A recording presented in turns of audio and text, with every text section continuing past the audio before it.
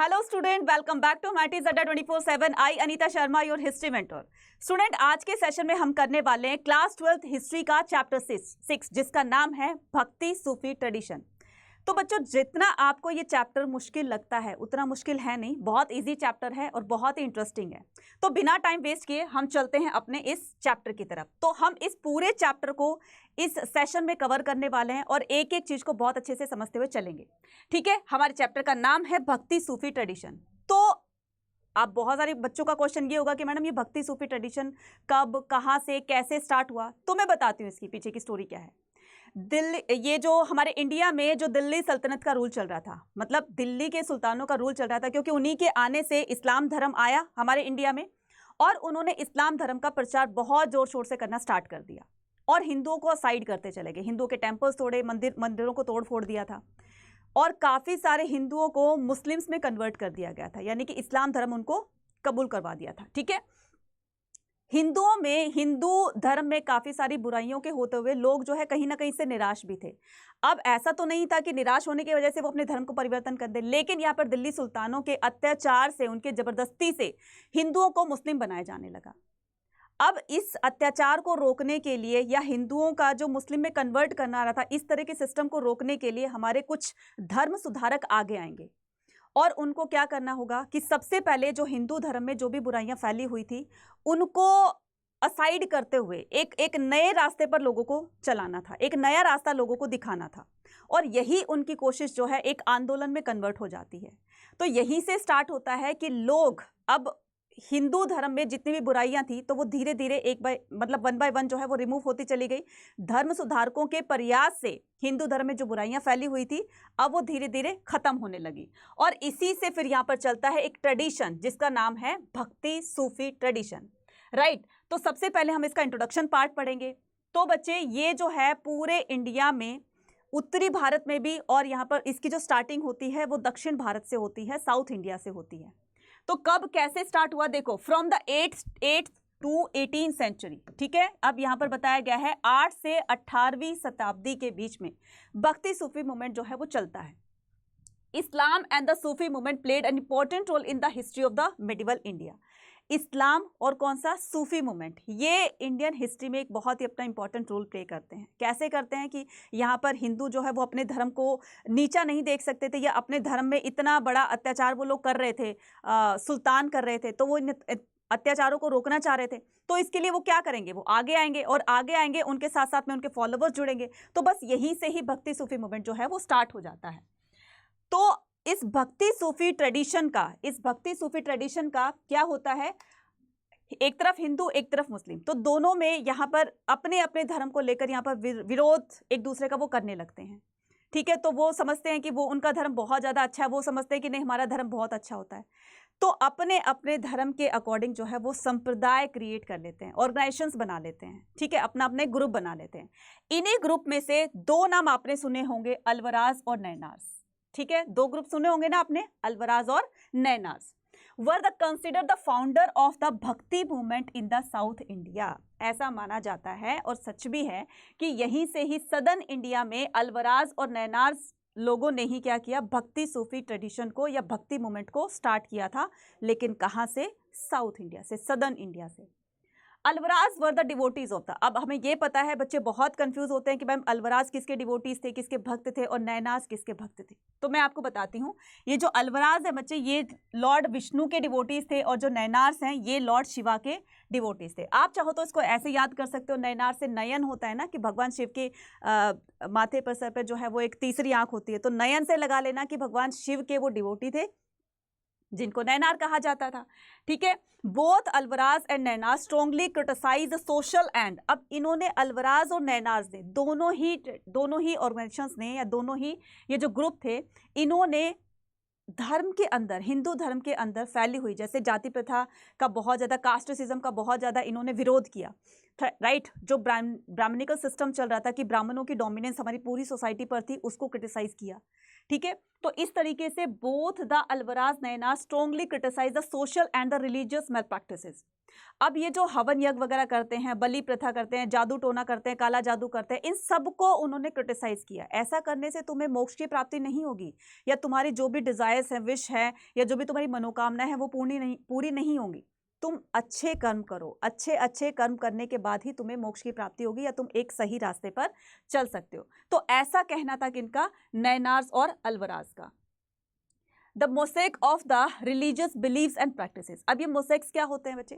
मोसेक्स होते हैं, जैसे आपने मंदिर टेम्पल्स में वो देखा होगा ना, जैसे वॉल्स होते, दीवार होती है, तो उनमें इस तरीके से इस तरीके से आप देखोगे कि उसकी वॉल पर, टेम्पल्स की वॉल पर इस तरीके से जो टाइल्स लगी होती है बच्चे, टाइल्स लगी होती है और उन पर कुछ ना कुछ पिक्चर्स बनाई होती है। जैसे भगवान की इमेज है तो उसको 4 टाइल्स के अंदर उसको जैसे हम उसको ज्वाइंट करेंगे तो वो एक कंप्लीट पिक्चर की फॉर्म दे देगी, राइट। तो इस तरीके से इन 4 टाइल्स को जोड़ करके, ज्वाइंट करके, अब वो भगवान की जो एक मूर्ति है वो यहाँ पर विजिबल होने लगी।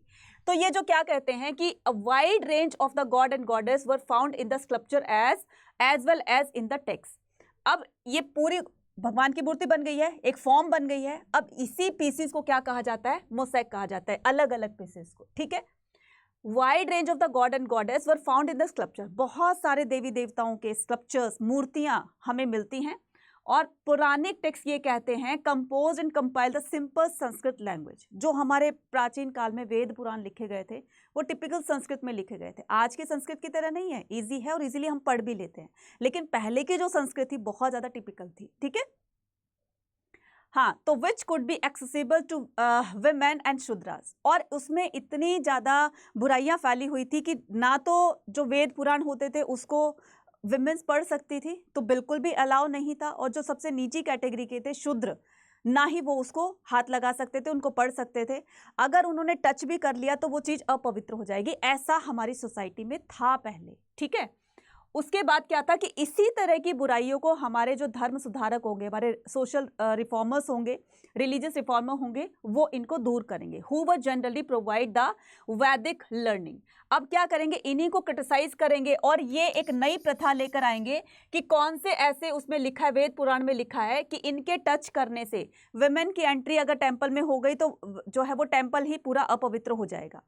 तो ऐसे कौन से वेद पुराण में लिखा गया कि ऐसा करने से ऐसा हो सकता है? उन्होंने क्रिटिसाइज किया और इस वाली बुराई को दूर किया। और ये कास्टिज्म के ऊपर जो फैली हुई जो भी बातें थी, लोगों का ब्रेन वॉश किया इससे, ठीक है।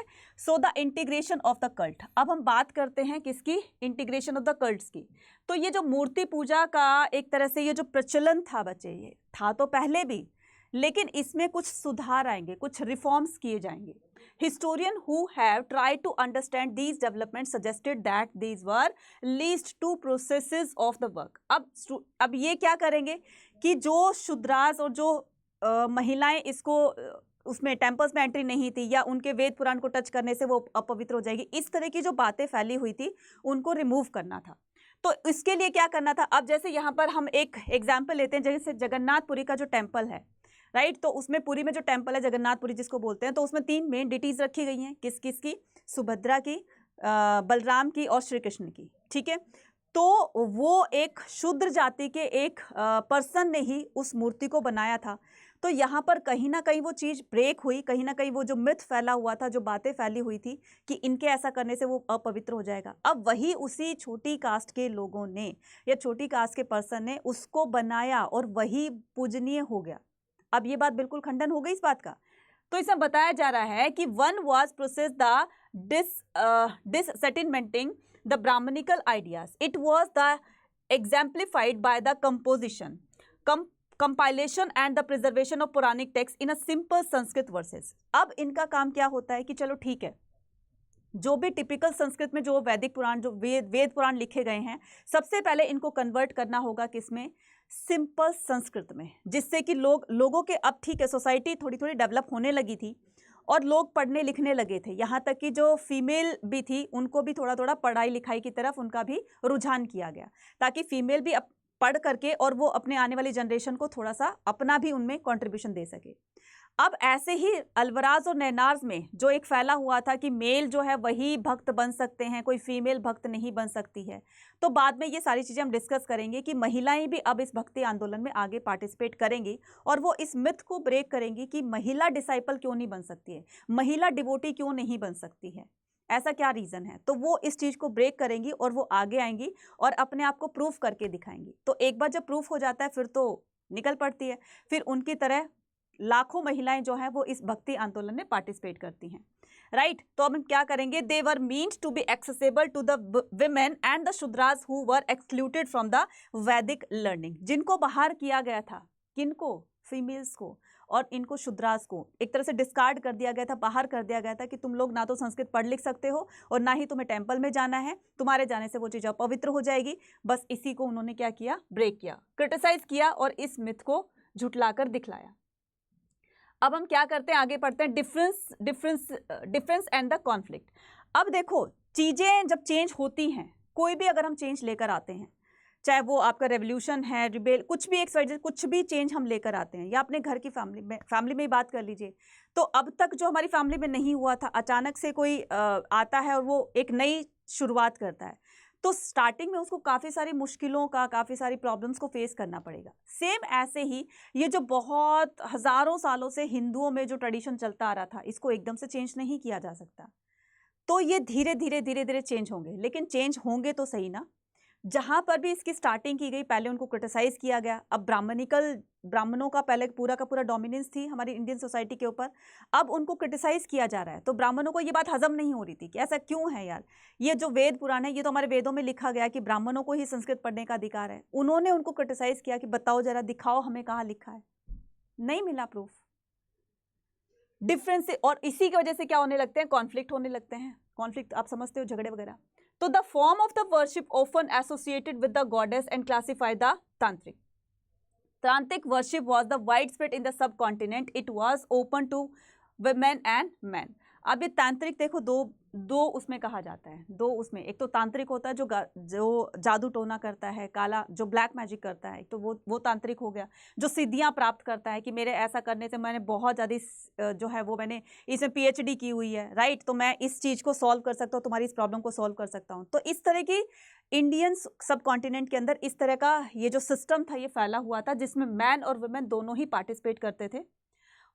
Those who followed the tantric rejected the caste. अब ये तांत्रिक कौन होते थे, जो रिजेक्ट किए जा चुके होते थे, ठीक है, caste and the class within the ritual context. अब देखो, खुद ही देखो कि कोई बहुत ही जो लो कैटेगरी के हैं, अगर उनको वहाँ पर टेम्पल में नहीं जाने दिया जा रहा, संस्कृत को पढ़ने नहीं दिया जा रहा, वेद पुराणों को पढ़ने नहीं दिया जा रहा है, अब वो क्या करेगा, कहीं ना कहीं तो वो अपनी भक्ति शो करेगा ना। अब वो एक अपना अलग ग्रुप बना लेता है जिसको तांत्रिक कहा जाता है। अब वो जादू टोना, काला मैजिक, ये वो करके वो इस तरह की सिद्धियां प्राप्त करने लग जाता है। लोग फिर उसकी तरफ जाने लगते हैं और धीरे धीरे वो इस तरह से हमें जकड़ लेती है कि मैक्सिमम लोग आज भी, कहीं कुछ ऐसा मतलब एरिया है, टिपिकल अगर मैं एरिया की बात करूं, तो लोग आज भी जादू टोना पे विश्वास करते हैं, ब्लैक मैजिक पर विश्वास करते हैं, ठीक है। So many of these ideas influence the Shaivism and the. अब इनको क्या करना था, एक तो तांत्रिक ये होगा, दूसरा ये था कि एक तो ब्लैक मैजिक करने वाला तांत्रिक हो गया, दूसरा ये था कि जो अगर हम शेड्यूल कास्ट को या छोटी कास्ट के लोगों को अगर हम टेम्पल्स में जाने से रोक रहे हैं, उनको वेद पुराण पढ़ने से रोक रहे हैं, तो कहीं ना कहीं तो उनकी कहीं ना कहीं से तो शुरुआत होगी ना।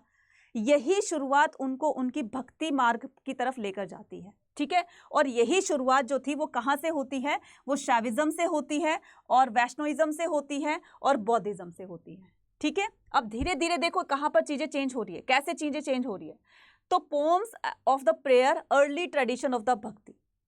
अब भगवान को खुश करने के लिए हम लोग क्या करते हैं, प्रेयर करते हैं, प्रार्थनाएं करते हैं, कविताएं बोलते हैं, ठीक है, ताकि भगवान तक हमारी बातें पहुंच जाए कि हम उनके कितने बड़े भक्त हैं, ठीक है। Okay, so these historians of the religion classified भक्ति tradition into the two broad categories। अब हमारे यहाँ पर भक्ति दो तरह की होती है। कैसे होती है भक्ति, दो तरह की मानी गई, एक तो शगुन होता है, एक निर्गुण होता है। शगुन का मतलब होता है विद एट्रीब्यूट, मतलब कि मूर्ति पूजा करना, भगवान की मूर्ति रख ली और हम ये अज्यूम कर लेते हैं कि सामने भगवान है और इस तरह से हमारी प्रेयर जो है वो हम डायरेक्ट अपने भगवान को पहुंचा सकते हैं। एक होता है निर्गुण, जिसमें कोई एट्रीब्यूट नहीं होता, विदाउट एट्रीब्यूट होता है, जिसमें भगवान की कोई मूर्ति उर्ति नहीं होती, सामने कोई भगवान की मूर्ति नहीं होती, हम सिर्फ उनको फील कर सकते हैं। ये एब्स्ट्रैक्ट फीलिंग होती है, राइट। फील कर सकते हैं और हमको मेडिटेशन कर सकते हैं उनके लिए, और फिर हम उनसे कनेक्ट कर सकते हैं अपने ध्यान से भगवान को, ठीक है। तो शगुन का मतलब होता है विद एट्रीब्यूट एंड द निर्गुण का मतलब होता है without attribute. Shagun including the tradition that focus in the worship. क्या अभी मैंने बताया ना, शगुन का मतलब होता है मूर्ति पूजा करना, निर्गुण का मतलब होता है मूर्ति पूजा नहीं करना। तो as the Shiva and the Vishnu and his avatar, तो उसमें भगवान शिव और विष्णु के जितने भी अवतार हुए उनकी पूजा की जाती है, ठीक है। अब इसमें क्या होता है, and the form of god and goddess of Devi. Nirgun bhakti on the other hand worship on the abstract of god. वो सिर्फ फील करते हैं। क्या भगवान किसी ने देखा? वो ये कहते हैं कि क्या तुमने भगवान देखा है किसी ने, कैसी फॉर्म है? ये तो हमारा एक एजप्शन है कि हमारी तरह भगवान दिखते हैं, मनुष्य की तरह भगवान दिखते हैं, उनकी 2 आंखें होती है, 2 हाथ होते हैं, एक नाक होती है, कान होते हैं, इस तरीके से। वो कहते हैं कि क्या तुमने देखा है किसी ने? अगर रियल में देखा है तो हमें बताओ, ठीक है। और नहीं देखा है तो सिर्फ हम उनका ध्यान लगा करके उनका एक अपनी जो सच्ची डिवोशन दे सकते हैं, वो सिर्फ और सिर्फ उनका ध्यान लगा कर दे सकते हैं। ये झूठे आडंबर है, मूर्ति पूजा करना, ये करना, ये सब झूठा है, सब कुछ झूठ है, ठीक है। The Alvars and Nayanars of the Tamil Nadu. अब हम बात करते हैं किसकी? साउथ इंडिया की। साउथ इंडिया में ये 2 ग्रुप होते हैं, ये 2 भक्ति ग्रुप होते हैं जिनका नाम था अलवराज और नैनार्स। कहाँ पर? तमिलनाडु में, ठीक है। So during the 6th century, बात किसकी आती है? 6th सेंचुरी की। Some of the bhakti movement were led by the Alvars and Nayanars. तो ये भक्ति को लेकर आते हैं और अपनी पोम से, अपनी प्रेयर से, अपने जो भी उनके भजन कीर्तन होते थे उनमें वो हमेशा उसमें लीन रहते थे, हमेशा भगवान का नाम जपते रहते थे। तो इस तरह से उनकी जो भक्ति थी, एक तरह से वो ट्रू डिवोशन कहलाया भगवान के प्रति। The literal meaning of the Alvars, those who immersed in the devotion of the Vishnu, और ये जो थे शिव के डिवोटीज थे, कौन? Nayanars. Travel from place to place singing the hymns in the Tamil praise of their god. गली गली जा कर के, डोर टू डोर जा कर के वो लोग गाने बजाने करते रहते थे। एक टोली चलती थी, वो भगवान के भजन कीर्तन गाने वाने जाया करते थे, और इससे क्या करते थे, लोग उनको मंत्र मुग्ध होकर सुनते भी थे। इतने अच्छे तरीके से वो रिप्रेजेंट करते थे कि सुनने वालों को एकदम मज़ा आ जाता था। तो धीरे धीरे फॉलोवर्स उनके बढ़ने लगेंगे कि वो उनके भगवान के बारे में बताएंगे कि भगवान एक्चुअल में ये होता है, हम भगवान को फील कर सकते हो। तो अच्छी अच्छी बातें बताएंगे जिससे कि लोग उनके प्रति अट्रैक्ट होंगे, उनकी बातें समझ में आएंगी और उनके फॉलोवर्स बनने स्टार्ट हो जाएंगे, ठीक है। नेक्स्ट करते हैं। तो नेक्स्ट में क्या आता है? अब आएगा एट्रीब्यूट टुवर्ड्स द कास्ट। अब हम बात करते हैं किसकी? कास्ट के ऊपर जो फैली हुई थी बातें। According to some historian, the Alvaraz and the Nainars started a movement to protest against the। तो शुरुआत तो इन्होंने कर दी थी अल्वराज और नैनार्स ने। अब ये कास्ट सिज्म को लेकर के कि छोटी कास्ट के लोग टेम्पल्स नहीं जाएंगे, वेद पुराण नहीं पढ़ सकेंगे, ऊंची कास्ट के लोग ये कर सकते हो, तो इस कास्ट सिज्म को रिमूव करना था। तो ये दोनों आगे आते हैं, ठीक है, दोनों ही रिलीजियस ग्रुप आगे आते हैं। So against the casteism and the Brahmanas, ब्राह्मणों के अगेंस्ट भी होते हैं कि तुम ही क्यों, क्या तुम्हें भगवान ने खुद लिख के कुछ भेजा है कि तुम्हें ही जाकर के सोसाइटी को पूरा का गवर्न करना है, तुम्हारे रूल्स के अकॉर्डिंग ही पूरी सोसाइटी चलेगी, क्या तुम्हें लिख कर दिया है कहीं? कहते नहीं, फिर साइड हो। तो उन्होंने क्या कहा? Attempt to reform the system, the devotees came from the different social background. अब ये जो नए नए ग्रुप्स बनेंगे, ये छोटी छोटी कास्ट के लोग जिनको मना कर रखा था, अब जिनको प्रॉब्लम होगी वही तो आगे आएगा ना। कहते हैं ना कि only the person that knows where the shoes of pinches, केवल वही जान सकता है कि उसको शू कहाँ कट कर, कहाँ बाइट कर रहा है। अब जिसको पेन होगा वही तो समझ सकेगा ना अपने दर्द को। अब उनका दर्द क्या था कि उनको कहीं भी ऐसा नहीं मिल पा रहा है जो वो चाहते हैं, भक्ति करना चाहते हैं लेकिन उनको वो प्लेस नहीं मिल पा रहा है। अब छोटी कास्ट के लोग इनके क्या बनेंगे? इनके फॉलोवर्स बनेंगे। तो अलग अलग कम्युनिटी से लोग, अलग अलग बैकग्राउंड से लोग आते हैं। फॉर एग्जाम्पल आर्टिशंस थे, कल्टिवेटर्स थे, and even from the caste and were consider and the untouchables. यही लोग आगे आएंगे अब इनके फॉलोवर्स बनने के लिए। विमेन डिवोटी, विमेन क्यों पीछे रहने लगी? किस बुक में लिखा है कि मैन ही डिवोटीज बन सकते हैं, वुमेन नहीं बन सकती। अब वुमेन्स भी आगे आएंगी, पार्टिसिपेट करेंगी। और ये जो मिथ फैला हुआ था, ये कि झूठ फैली हुई थी कि वुमेन जो है वो डिवोटीज नहीं बन सकती हैं, उससे मंदिर अपवित्र हो जाएगा, कुछ इस तरह का जो फैला हुआ था उसको ब्रेक करना था, ये झूठ को झूठ साबित करना था। One of the striking features of the tradition was the presence of women. For example, there was a sant poet called Andal. तो यहाँ पर अलवराज और नैनाज में न सिर्फ मैन बल्कि वुमेन्स भी भक्ति मूवमेंट में पार्टिसिपेट करती हैं। अब यहाँ पर अंडाल जो कि अलवराज की डिवोटीज थी, a women of अलवराज, her composition were sung and sung even today. तो उसके जो भी भजन कविताएं जो भी थी वो पहले भी गाई जाती थी मंदिरों में और आज भी गाई जाती हैं। अनदर वुमेन, एक दूसरी वुमेन थी जिनका नाम था करियक्कल अम्मैयर, जिनका नाम था करियक्कल अम्मैयर। ये डिवोटीज थी किसकी बच्चे? ये डिवोटी थी शिव की, और इसको ये नैनार वाले ग्रुप से, रिलीजियस ग्रुप से बिलोंग करती थी। डिवोटीज, ये दो नाम याद रख लेना, एक का नाम था अंडाल, दूसरे का नाम था अम्मैयर, करिक्कल अम्मैयर, ठीक है। तो उनका नाम क्या होगा? ये होगा। तो ये जो डिवोटी थी बच्चे, ये क्या होगा? अब देखो, her composition were the preserve with the Nayanar tradition. This women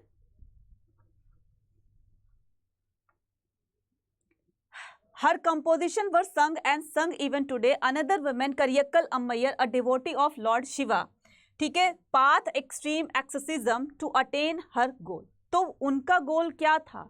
हमें भी भगवान को पाना है, हम भी तो इंसान है ना, हम क्यों नहीं भक्ति कर सकते हैं भगवान की? तो अब वो भक्ति करना स्टार्ट कर देती हैं। उनकी भी कंपोजिशन को प्रिजर्व्ड किया जाता है। प्रिजर्व का मतलब होता है जो भी उन्होंने कविताएं, भजन, कीर्तन जो भी कुछ लिखा वो पहले भी गाया जाता था और आज भी उनके मंदिरों में, साउथ के टेम्पल्स में उन्हीं के भजनों का जो है वो उनको गाया जाता है। Within the Nainar's tradition, the women renounced their social obligation but did not become the nun. Myth ये था कि औरतों का क्या काम है ये सब भक्ति करना, तो वो अपना घर बैठे, घर बच्चों को संभाले, घर की देखभाल करे, ये करे वो करे, यही था काम लेडीज का।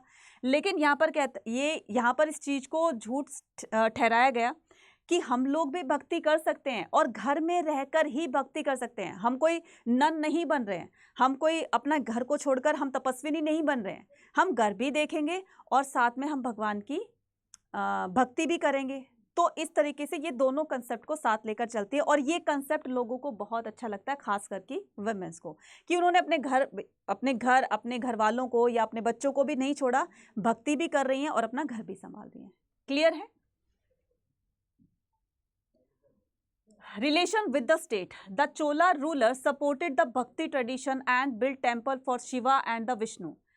चोला रूलर्स थे, सपोर्टेड द भक्ति ट्रेडिशन। चोला रूलर्स ने, चोला हो गया, चालुक्य हो गया और ये होयसाल हो गए, ऐसे बहुत बड़े ऐसे राजा थे जिन्होंने भक्ति मूवमेंट को पेट्रोनाइज्ड किया। मतलब जो भी भक्त थे या जो भी ऑर्गेनाइजेशंस बन रही थी, अलवराज थे, नैनार्स थे, शिव के जो पुजारी थे, शिव के फॉलोवर्स थे, विष्णु के फॉलोवर्स थे, तो उनको संरक्षण दिया, उनको आगे बढ़ने का मौका दिया और साथ में उनको कॉन्ट्रीब्यूशन भी दिया कि हम लोग आपके साथ में हैं, बताओ क्या करना है। और उन्होंने काफ़ी बड़े टेम्पल्स जो हैं वो कंस्ट्रक्ट करवाए, शिव जी के ऊपर, लॉर्ड विष्णु के ऊपर काफ़ी सारे बड़े टेम्पल्स जो है कंस्ट्रक्ट करवाए। उसके बाद some of the magnificent temple Shiva such as the temple of the Chidambaram. तो उन्होंने बड़े टेम्पल बनाए जिनमें से कुछ के नाम यहाँ पर दिए हुए। फॉर एग्जाम्पल चिदम्बरम था, थंजावुर था and the Ganga Cholapuram were constructed under the patronage. और इतने बड़े राजाओं ने इन मंदिरों का निर्माण करवाया और वहाँ पर वो एक पूजा स्थल बन गया, एक वर्शिप प्लेस बन गया, जहाँ पर लोग, कोई भी लोग किसी भी कम्युनिटी से, किसी भी बैकग्राउंड से बिलोंग करते हो, वहाँ पर जाकर भक्ति कर सकते हैं और अपनी तरीके से पूजा पाठ कर सकते हैं। Chola ruler built the temple, often the claim divine support and the proclaim with own power. अब देखो, इनमें राजाओं का खुद का भी एक थोड़ा सा, यहाँ पर हम कह सकते हैं कि उनका भी फायदा था। कैसे फायदा था? कि जो राजा जितना अच्छा टेम्पल बनवाएगा, जितना बड़ा टेम्पल, जितना सुंदर टेम्पल बनाएगा, जितना उस मटेरियल को वो डालेंगे उसमें, उतना ही उस राजा की ख्याति, उसकी पॉपुलैरिटी जो है वो दूर दूर तक बनेगी। लोग दूर दूर तक उनको जानेंगे, यार ये टेम्पल किसने बनवाया, ये उस राजा ने बनवाया है, तो दूर दूर तक लोग उनको जान पाएंगे। ठीक है, चलिए, temples with the stone and metal sculpture represent the vision of the popular संत। ठीक है, अब यहाँ पर इन्हीं को लेकर के अब धीरे धीरे संतों का भी इमर्जेंस होगा। ये देखिए इतने बड़े बड़े टेम्पल, कुछ टेम्पल्स ऐसे भी हैं जैसे महाबलीपुरम जो तमिलनाडु में है, चेन्नई में, तो बताया जाता है कि वो पूरा का पूरा एक रॉक को कट करके बनाया गया था। एक ही पत्थर है वो, और उस पत्थर की फॉर्म में ही पूरा का पूरा टेम्पल जो कि बहुत ही ब्यूटीफुल तरीके से उसको बनाया गया है, तो वो बनाया गया है। ठीक है, और साउथ के राजाओं ने ही इनको बनवाया था। तो the Vira Shaiva tradition in Karnataka, गलती मत करना, कर्नाटका में, अभी तो हम बात किसकी कर रहे थे, अभी हम बात कर रहे थे तमिलनाडु की, जहां पर अल्वराज और नैनार्स इमर्ज होते हैं। अब हम बात कर रहे हैं किसकी, कर्नाटक की। तो कर्नाटक में जो भक्ति ट्रेडिशन चला उसका नाम था वीर शैव। क्या नाम था बच्चे, वीर शैव। A new movement emerge in Karnataka lead by the ब्राह्मण नेम द बसवना। अब ये जो एक मूवमेंट स्टार्ट होगा, एक नया आंदोलन जो स्टार्ट होगा भक्ति का कर्नाटका से, जिसको लीड कर रहे थे एक ब्राह्मण, और उस ब्राह्मण का नाम था बसवन्ना। अब ये क्या करेंगे, नए his followers known as the Vira Shaiva, उनके जो फॉलोवर्स होंगे तो उनको माना जाएगा वीर शैव, हीरोज ऑफ शिवा। वीर शैव का मतलब क्या होता है, वीर शैव्स, उनका मतलब होता है हीरोज ऑफ शिवा, यानी कि शिव के हीरो, शिव के नायक जो उनको फॉलो करते हैं। और द लिंग्यास, लिंग्यास मतलब वियर्स ऑफ द लिंग, वियरर्स of the wing.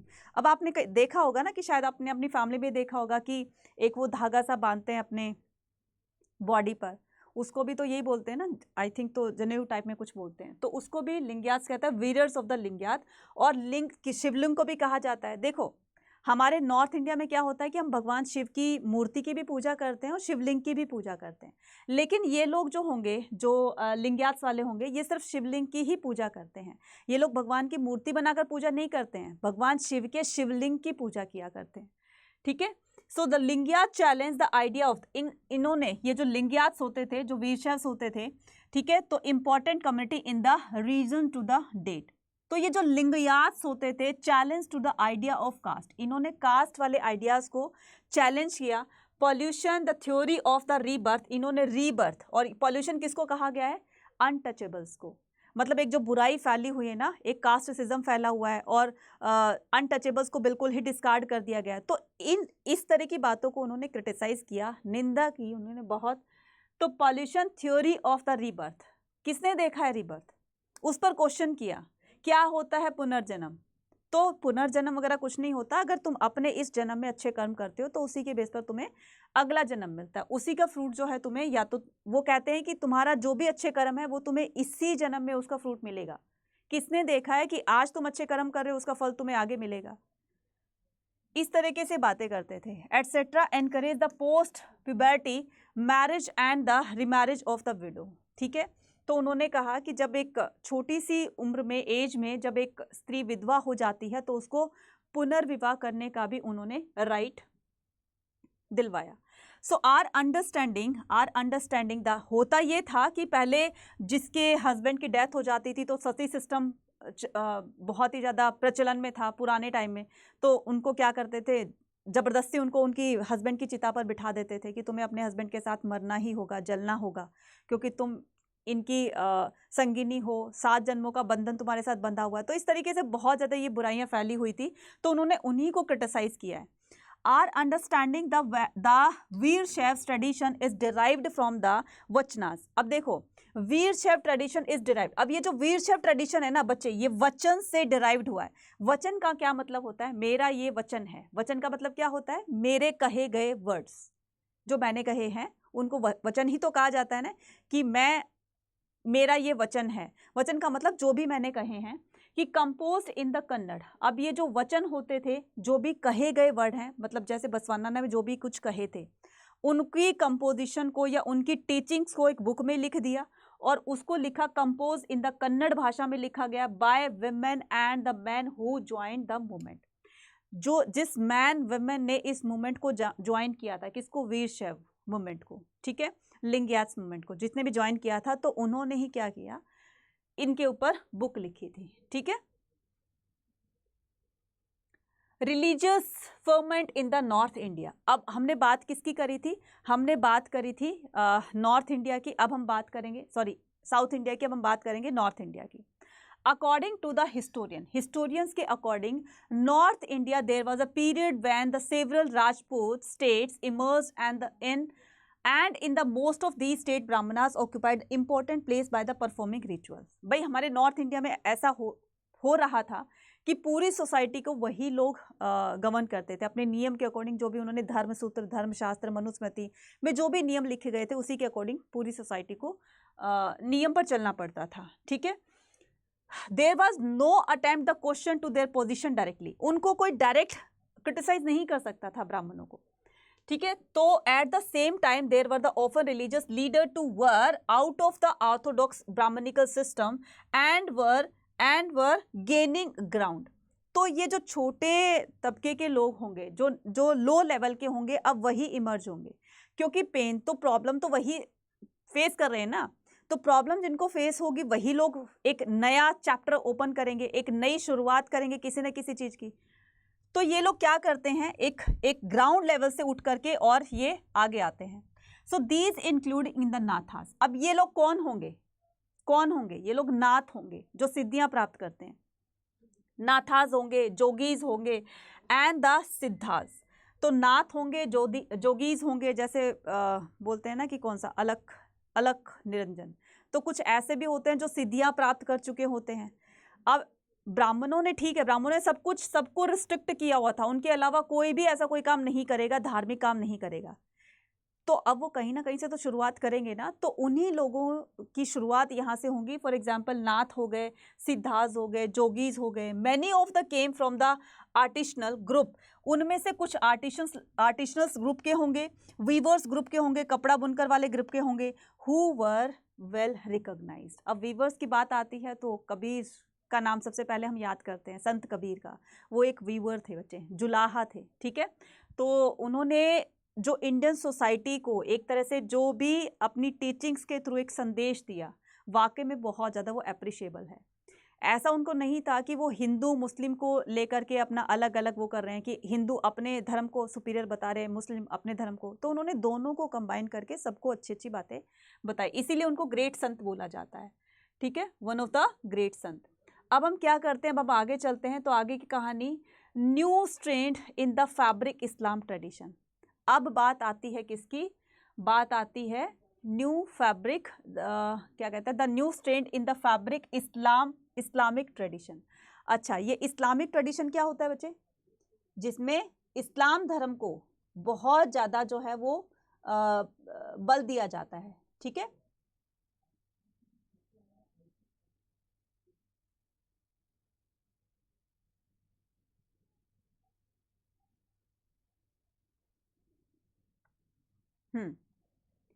Thirteen century तुर्क एंड अफगान्स इन्वेड इंडिया। अब 13 सेंचुरी की बात हो रही है, जब अफगानों ने, तुर्कों ने हमारे इंडिया पर अटैक किया और अटैक करके इंडिया के कुछ भागों पर कब्जा कर लिया। अब वहीं से इस्लाम धर्म की शुरुआत हो जाएगी।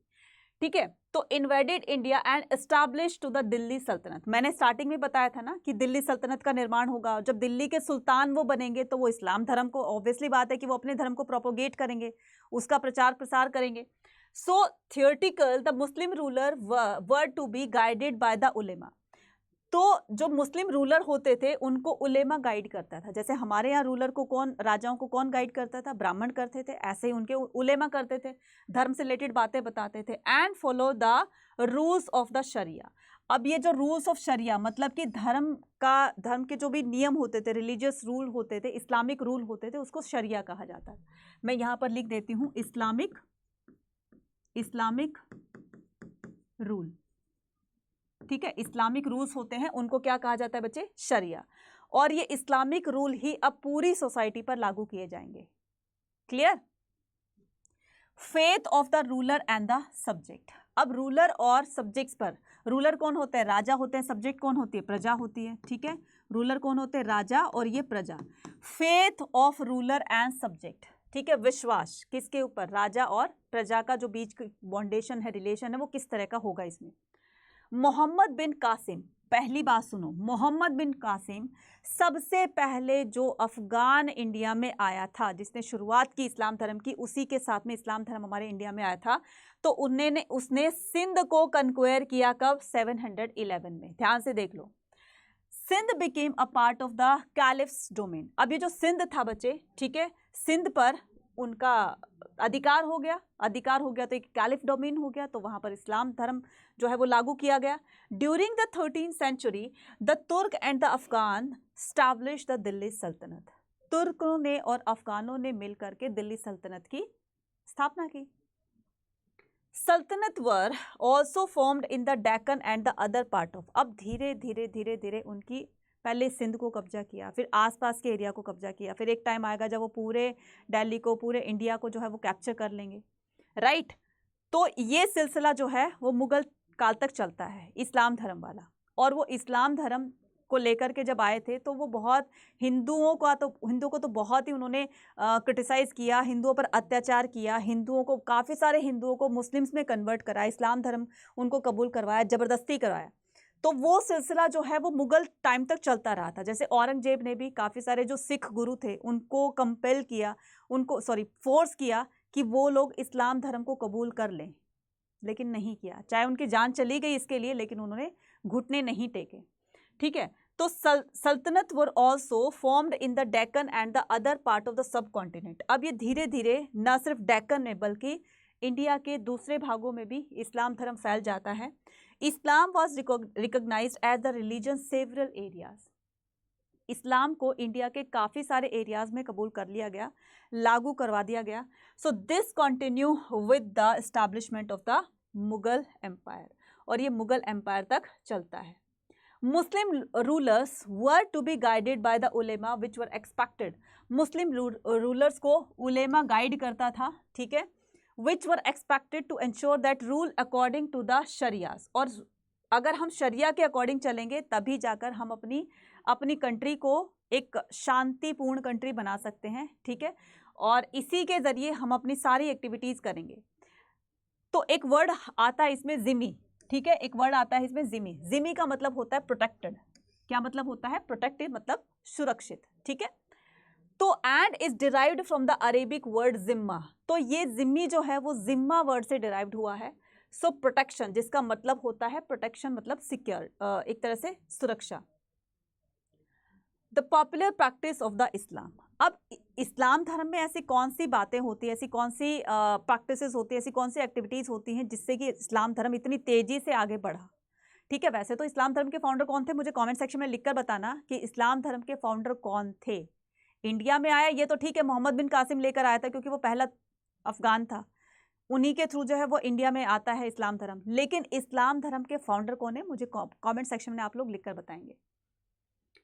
तो those who adopted Islam follow the pillars of the faith. तो जो इस्लाम धर्म को अडॉप्ट कर चुके होते हैं उनको 5 पिलर्स पर, यानी कि उनको पिलर्स ऑफ फेथ पर जो है वो काम करना होगा और उसकी टीचिंग्स को फॉलो करना होगा। तो इस्लाम धर्म में 5 पिलर्स बताए गए, 5 स्तंभ बताए गए हैं। कौन कौन से?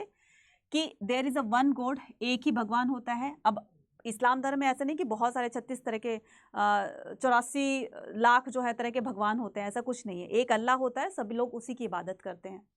तो there is a one god Allah and the prophet Muhammad his messenger the shahada, ठीक है। तो इनके जो मैसेंजर थे, यानी कि अल्लाह भगवान की तरफ से एक जो मैसेंजर आए थे जिसका नाम था प्रोफेट मोहम्मद, उन्हीं के थ्रू जो है ये सारी टीचिंग्स बताई गई थी।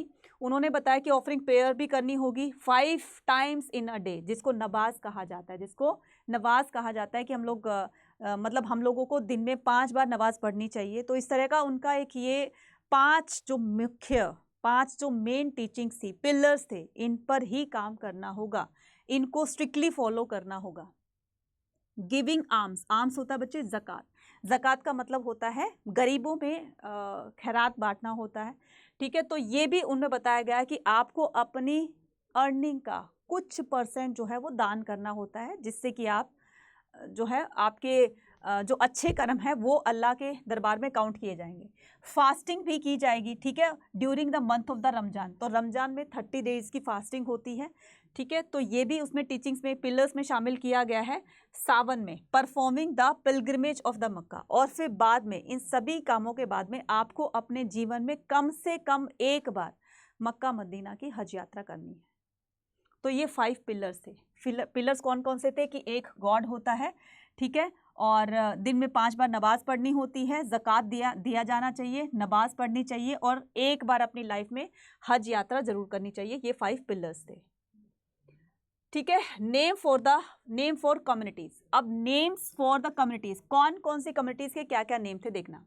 We often to take the terms Hindu and Muslim granted. हम नॉर्मली क्या कहते हैं, ये हिंदू है, ये मुस्लिम है, लेकिन ये हिंदू मुस्लिम नाम किसने दिए? As a label for the religious communities, yet these terms did not gain currency for a very long time. There historian who have studied the Sanskrit text and inscription dating between the 8th to 14th century point out that term the Musalman. तो हमारे historian ने जो भी जो हमारी वो थी inscriptions थे, राइट, या फिर हमारी जो संस्कृत में टेक्स्ट बुक्स थी, तो 18 से जो 18 सेंचुरी के बीच में जो भी बुक्स लिखी गई थी, तो उनमें कहीं ना कहीं इस्लामों का भी मुस्लिम्स का भी जिक्र किया गया था, हिंदुओं के थे, सही, खैर वो पुराने टेक्स्ट थे, राइट। तो उनमें कहीं ना कहीं हमें मुसलमान वर्ड दिखाई दिया है, मुसलमान वर्ड जिसका लिटरल मीनिंग है मुस्लिम्स, ठीक है। तो मुसलमान मुसलमान और मुस्लिम वाज वर्चुअली नेवर यूज। तो उनको क्या बोलते हैं, ये मुसलमान है, ये मुस्लिम है, तो एक्चुअल में यह वहीं से जो है ये डिराइव्ड हुआ है, ठीक है। तो हम इनको मुसलमान ना कहकर हम इनको क्या कहते हैं, मुस्लिम कहते हैं। और इनकी ये जो जैसे हमारे यहाँ टेंपल होते हैं, तो इनके यहाँ मॉस्क होता है, मस्जिद होती है, यहीं पर जाकर वो अपने अल्लाह की इबादत करते हैं, ठीक है। नेक्स्ट अगर हम बात करें ग्रोथ ऑफ द सूफिज्म, तो ग्रोथ ऑफ द सूफिज्म, अब सबसे पहले हमें ये बताना है कि मैडम सूफिज्म का मतलब क्या होता है, सूफी होता क्या है एक्चुअल में, ठीक है। आ रहा होगा दिमाग में कि सूफी क्या होता है।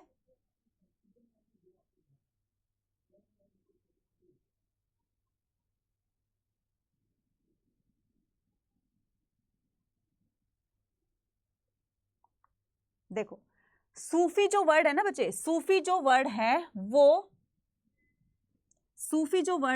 एक सूफ वर्ड से डिराइव्ड हुआ, ठीक है, सूफ वर्ड से डिराइव्ड हुआ। अब इस सूफ का मतलब होता है अनकलर्ड वूल। शायद आपको पहले पता नहीं होगा, सूफी का मतलब होता है जो सूफ से डिराइव्ड हुआ है, और इसका मतलब होता है बिना रंगी हुई ऊन, ठीक है, बिना रंगी हुई ऊन, ठीक है। तो जो ऊन होते हैं ना बच्चे, जो कलर्ड ऊन होती है, जो बिल्कुल एक रॉ फॉर्म में होती है, तो उसको कहा जाता है सूफी, ठीक है। तो वो बिना रंगी हुई है, मतलब कहने का ये कि एक ऐसा रंग होता है जिस पर कोई दूसरा रंग जो है वो शामिल हो सकता है, लेकिन वो अपनी रंग की जो उसकी एक प्योरिटी है वो कभी नहीं खोता, जैसे वाइट कलर है, ठीक है। तो एक्चुअल में सूफी का जो लिटरल मीनिंग है वो है अनकलर्ड वूल, ठीक है।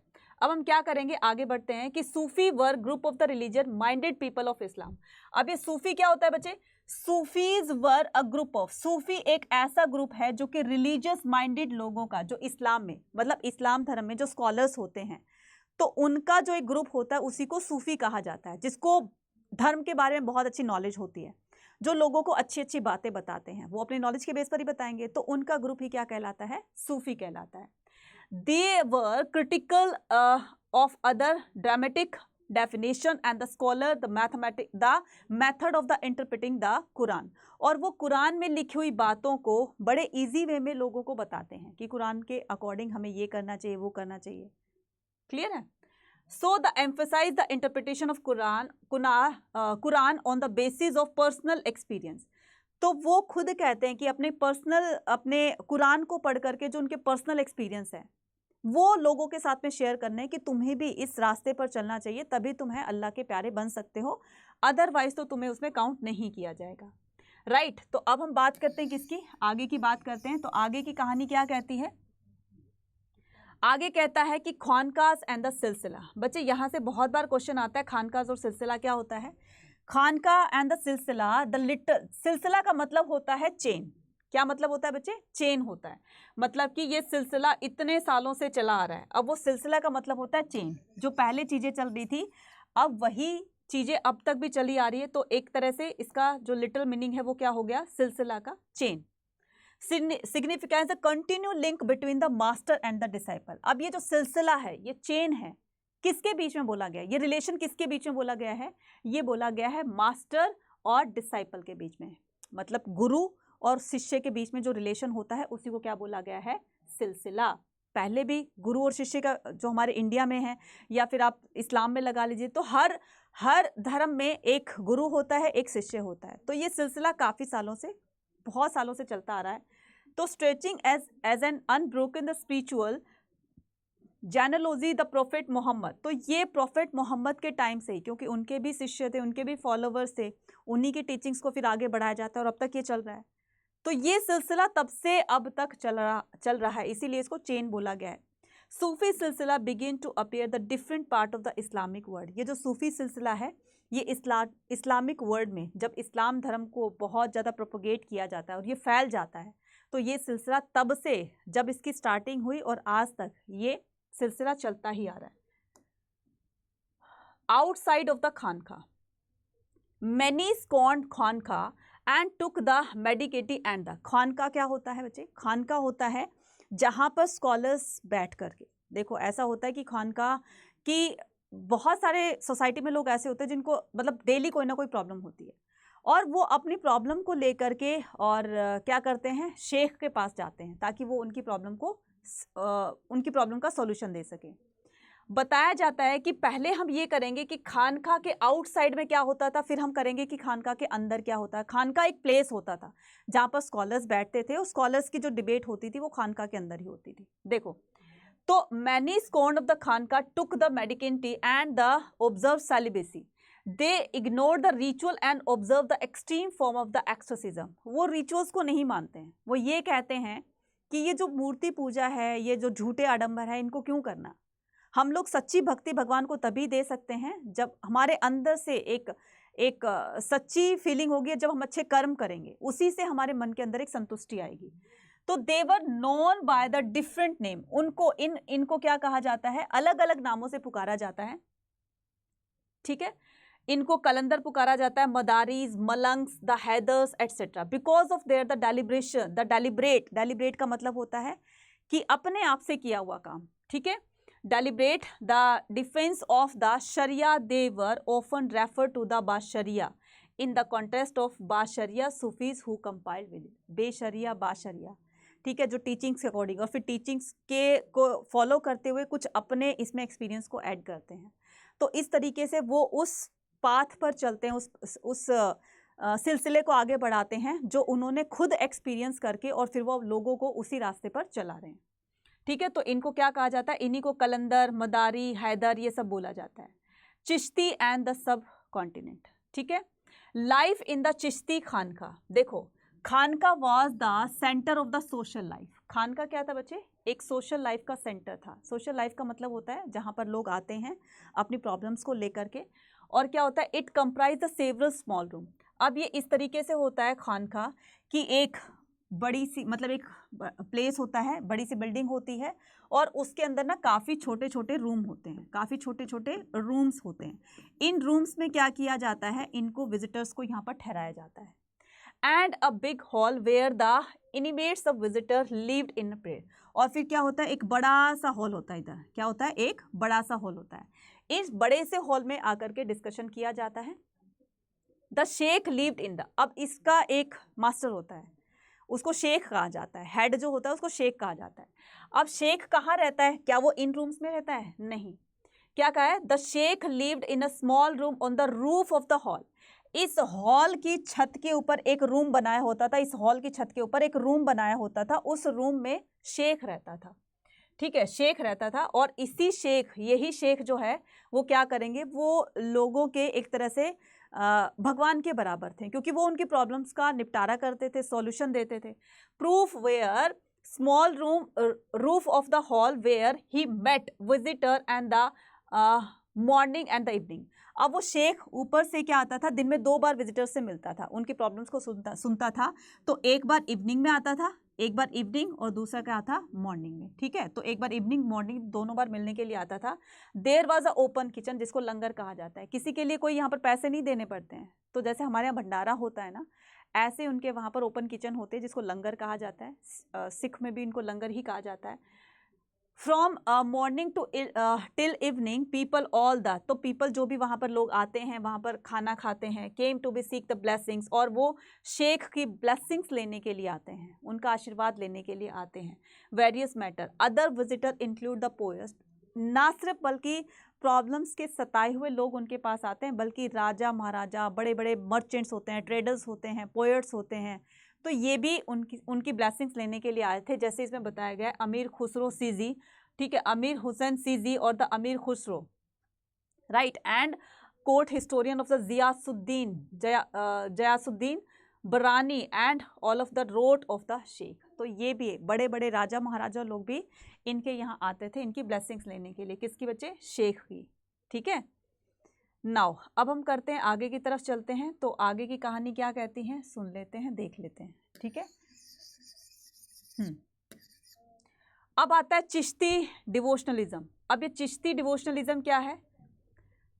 जियारत and the qawwali, pilgrimage called the जियारत। अब ये जो पिलग्रिमेज क्या होते हैं बच्चे? तीर्थ स्थल होते हैं। ठीक है, तीर्थ स्थल, जैसे हमारे यहाँ तीर्थ यात्रा पर जाते हैं ना, तीर्थ स्थल होते हैं, ऐसे ही इनके तीर्थ स्थल को पिलग्रिमेज कहा, मतलब इनको जियारत कहा जाता है, राइट। तो टॉम्स ऑफ द सूफी संत। अब देखो, सूफी संत की जब डेथ हो जाती है तो उनकी डेथ की, उनकी जहाँ पर उनको दफनाया जाता है तो उस पर एक मकबरा बनवा देते हैं। ठीक है, उसी वही मकबरा जो है लोगों का एक वर्शिप प्लेस बन जाता है। Tom of the Sufi Sant the prevalent all over the Muslim world. तो यही उनका एक पिलग्रिमेज बनता है। जैसे कि प्रोफेट मोहम्मद की जब डेथ हुई थी, ठीक है, मक्का मदीना, तो एक तो वो था मक्का में जहाँ पर उनका बर्थ हुआ था, फिर उनको माइग्रेट करके मदीना भेज दिया गया। तो जहाँ पर उनका बर्थ हुआ था, जहाँ पर उनकी डेथ हुई थी, तो वहाँ पर एक तरह से उनका मकबरा बनवा दिया गया, और वहीं पर लोग जो है उनकी हज यात्रा के लिए या तीर्थ स्थल में वो काउंट होता है। तो this practice is the occasion of the seeking of the Sufis spiritual, that is बरकत।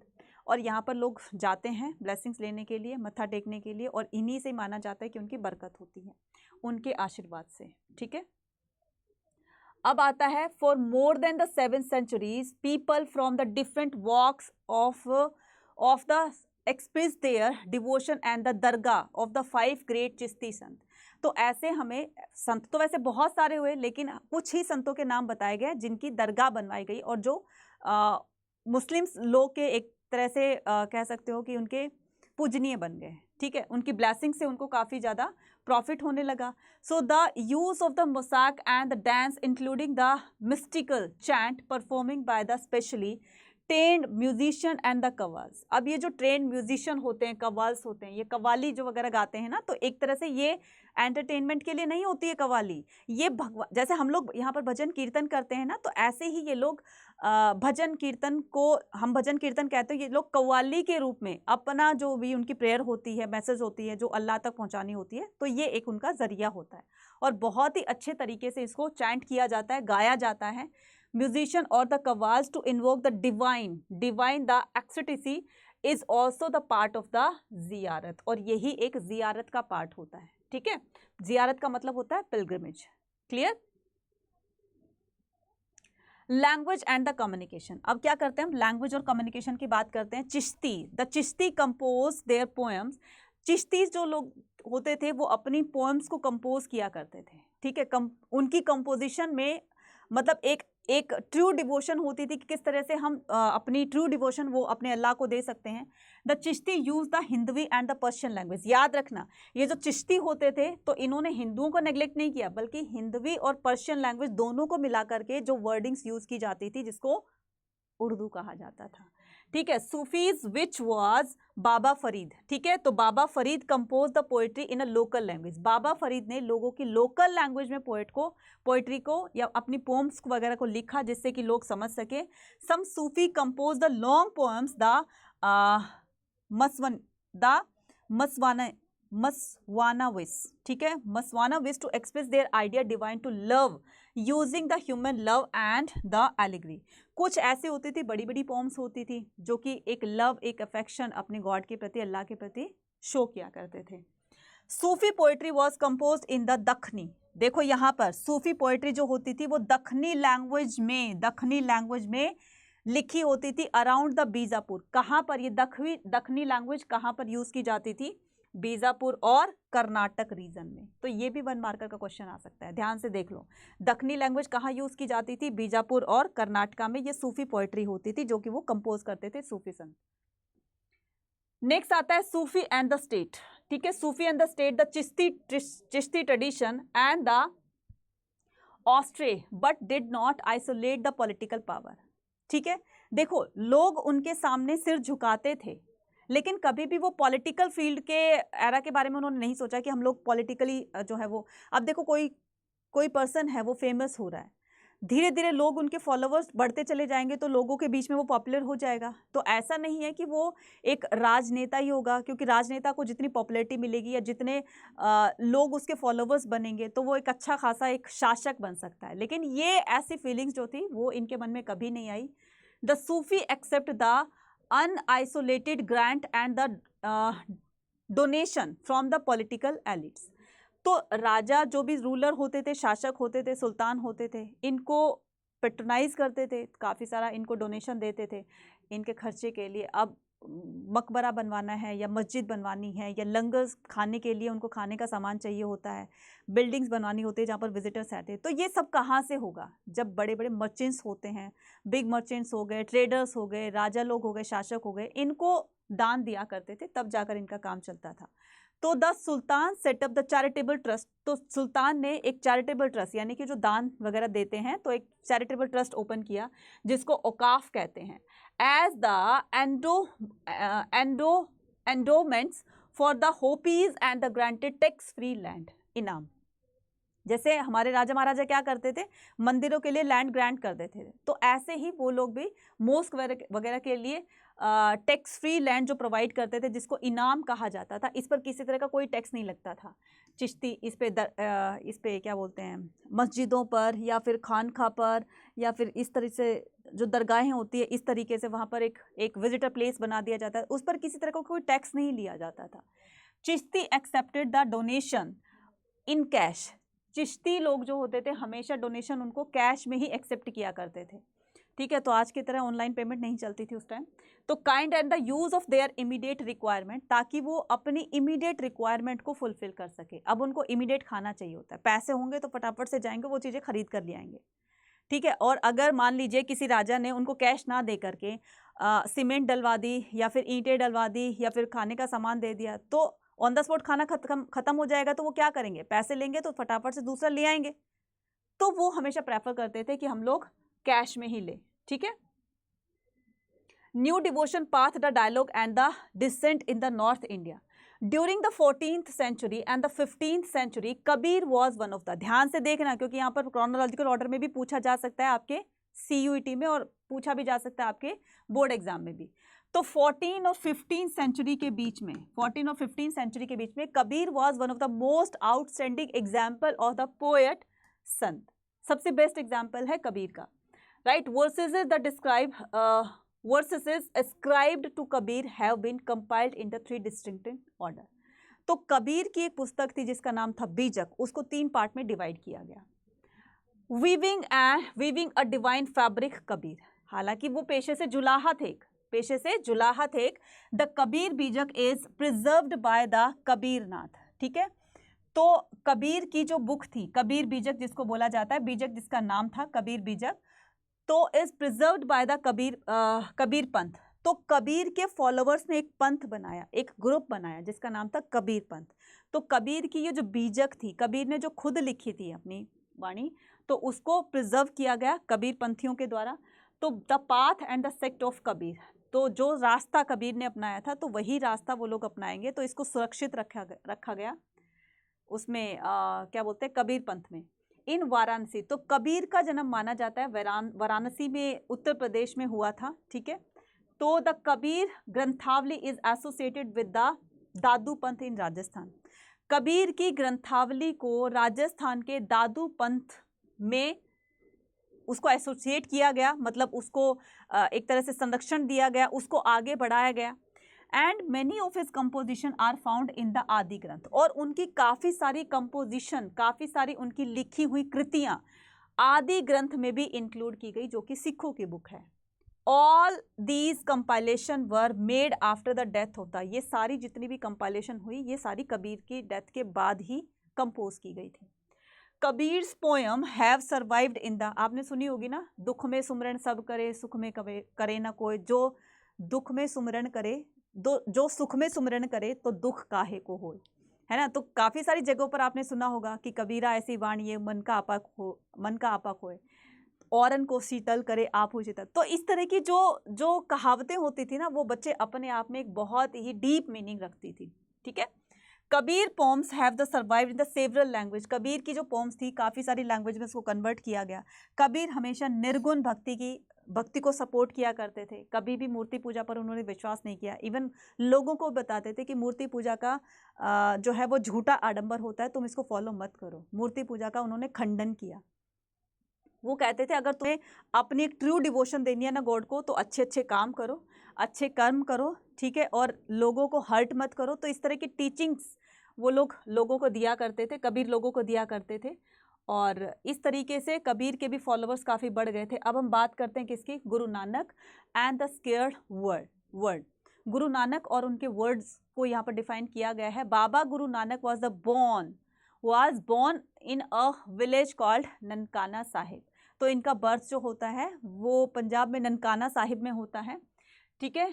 तो near the Ravi in Punjab. कब होता है बच्चे, 1469 में। He trained to be an equality study the Persian. उनको काफ़ी सारी, ऐसा नहीं था कि उनको एक पंजाबी लैंग्वेज आती थी, तो वो काफ़ी सारी लैंग्वेजेस के ज्ञाता थे, स्कॉलर थे। तो उन्होंने पर्शियन में भी स्टडी किया। So he was married at the young age, बहुत छोटी सी उम्र में उनकी शादी हो गई थी। But he spend most of the time Sufi and the भक्त। लेकिन फादर ने तो ये चाहा कि इनकी शादी कर देते हैं, क्योंकि बचपन से ही ना ये एक स्पिरिचुअल विचारों के थे, एक धार्मिक विचारों के थे। उनका धर्म के प्रति बहुत ही ज़्यादा लगाव था और ये धार्मिक विचारों के थे।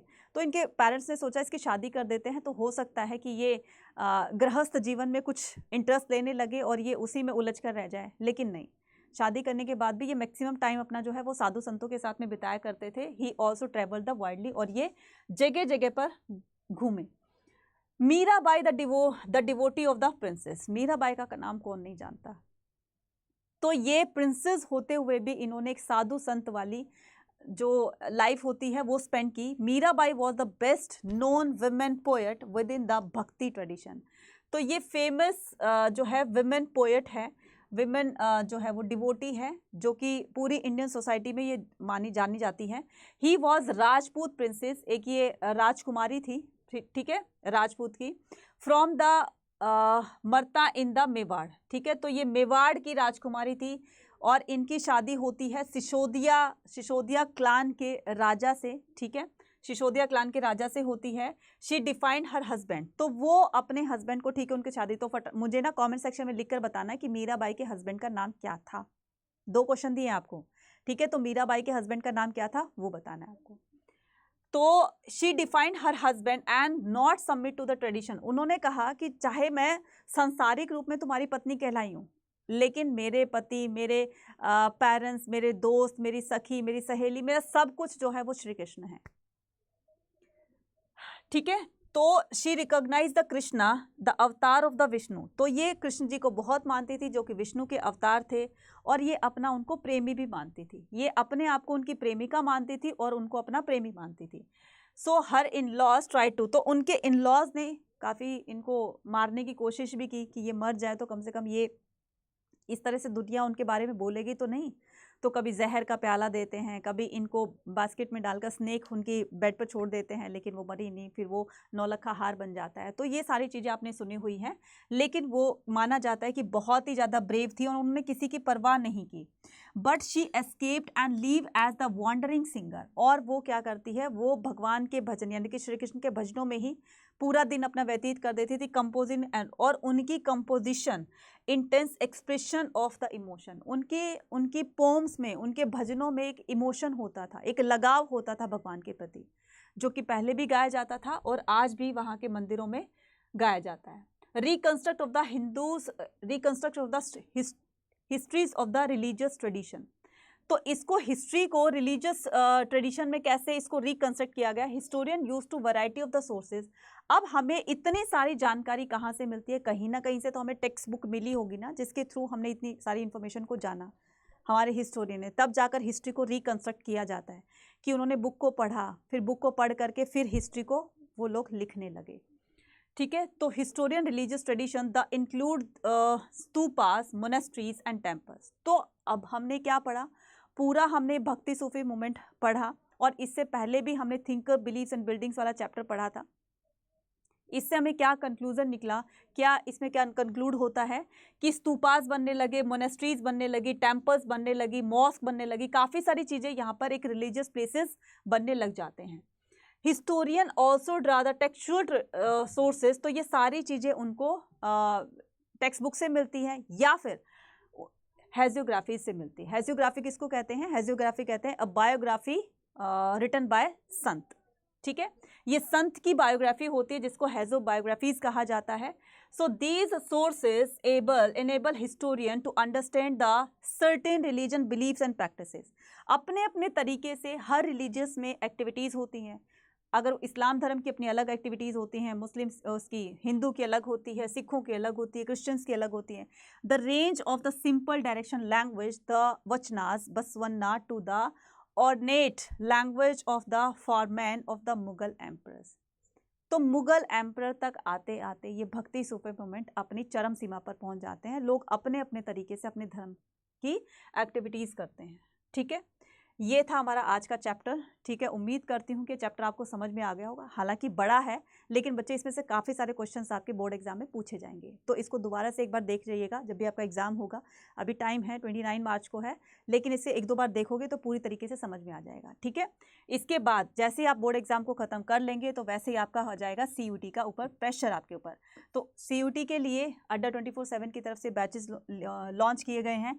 तो अभी हमारा जो फ्रेश बैच चल रहा है, तो बच्चे इसमें आपकी CUET प्लस आपके बोर्ड एग्जाम दोनों की तैयारी एक ही बैच में करवाई जा रही है। और आपके बोर्ड एग्जाम से पहले पहले आपका सिलेबस यहाँ पर ख़त्म करवा दिया जाएगा। तो जो बच्चे अभी भी ये कह रहे हैं या ये सोच रहे हैं कि मैंने कुछ नहीं पढ़ा, मुझे कुछ नहीं आता है, मैं एग्ज़ाम में क्या लिखूँगा, तो स्पेशली उन बच्चों के लिए ये टॉपर्स बैच है, जिसमें कि आपके बोर्ड एग्जाम प्लस CUT दोनों की तैयारी आपके बोर्ड एग्जाम से पहले पहले सिलेबस कवर करवा दिया जाएगा।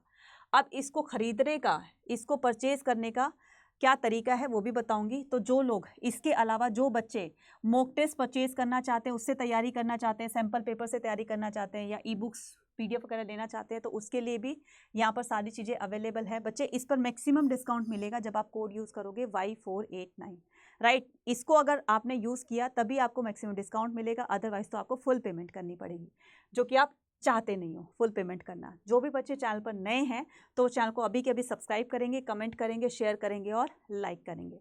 अब बात करते हैं कि इसकी मैडम इसको परचेज़ कैसे करना है। तो जस्ट आपने अगर आपने अड्डा की ऐप को डाउनलोड नहीं किया हुआ है तो अभी के अभी जाकर के अड्डा की ऐप को डाउनलोड कर लोगे। जैसे आपने अड्डा की ऐप को डाउनलोड कर लिया, वहाँ पर आएगा आपका इस तरह से ऑल कोर्सेज। जैसे आप ऑल कोर्सेज पर क्लिक करोगे, अंडर एंट्रेंस एग्जाम आएगा, यहाँ पर CUT ओपन करना है। आप बोलोगे मैडम आपने तो 12th का कहा था। बच्चे मैंने क्या कहा है, 12th के एग्जाम, बोर्ड एग्जाम का जो सिलेबस है वो और प्लस CUT दोनों का। तो यहाँ पर आर्ट्स के स्टूडेंट हो तो आर्ट्स पर क्लिक करोगे तो इस तरह की विंडो जो है वो आपके सामने ओपन होगी। ठीक है,